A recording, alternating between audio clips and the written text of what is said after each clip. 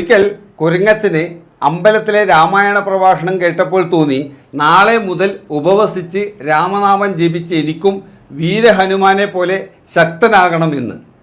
അടുത്ത ദിവസം അതിരാവിലെ കുരങ്ങച്ചൻ എഴുന്നേറ്റ് രാമനാമം ജപിക്കാൻ തുടങ്ങി. 2 മിനിറ്റ് കഴിഞ്ഞപ്പോൾ കുരങ്ങച്ചന് ഒരു ചിന്ത. ഇന്നത്തെ ഉപവാസവും ജപവും കഴിയുമ്പോൾ നാളെ രാവിലെ ഭക്ഷണം ശേഖരിക്കാൻ എനിക്ക് ആരോഗ്യമുണ്ടായിരിക്കില്ല.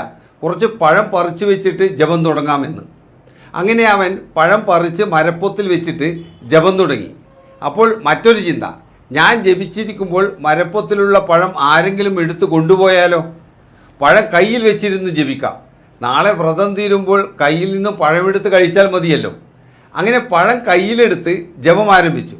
കുറേ നേരം കഴിഞ്ഞപ്പോൾ മറ്റൊരു ചിന്ത, കയ്യിലിരിക്കുന്ന പഴമെടുത്ത് പൊക്കാൻ ചിലപ്പോൾ ക്ഷീണം മൂലം നാളെ സാധിക്കാതെ വന്നാലോ?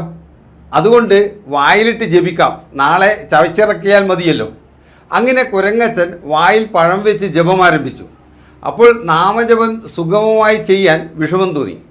ശല്യം, ഈ പഴം കാരണം ജപം കൂടി മുടങ്ങിപ്പോകുന്നു. ഏതായാലും നാളെ ഞാൻ തന്നെയല്ലേ ഈ പഴം കഴിക്കേണ്ടത്. എന്നാൽ പിന്നെ ഇപ്പോൾ തന്നെ ഇത് കഴിച്ചിട്ട് അങ്ങോട്ട് ജപിക്കാം. അതാ ബുദ്ധി.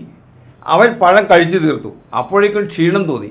കുരങ്ങച്ചൻ ഓർത്തു, ആഹാരം കഴിഞ്ഞാൽ കുറച്ച് കിടക്കുന്നത് ആരോഗ്യത്തിന് നല്ലതാണ്, എങ്കിലും ഒന്ന് ഉറങ്ങിയിട്ട് ആകാൻ ജപമെന്ന്. അവൻ സുഖമായി നീണ്ടു നിവർന്നു കിടന്നു. അതോടെ ഉറക്കത്തിലുമായി. കുരങ്ങച്ചൻ്റെ ഉപവാസ ജപം സ്വാഹ. സുഹൃത്തുക്കളെ, ഇതുപോലെ നമ്മൾ എന്തെങ്കിലും കാര്യം ചെയ്യുവാൻ തീരുമാനിച്ചാൽ പല കാരണങ്ങളും ഒഴിവുകഴിവുകളും മനസ്സിൽ വന്നേക്കാം. അതിനെയെല്ലാം അതിജീവിച്ചുകൊണ്ട് നിശ്ചയദാർഢ്യത്തോടെ കാര്യം സാധിച്ചെടുക്കുക എന്നുള്ളതാണ് ഒരു വിജയിക്ക് വേണ്ടത്.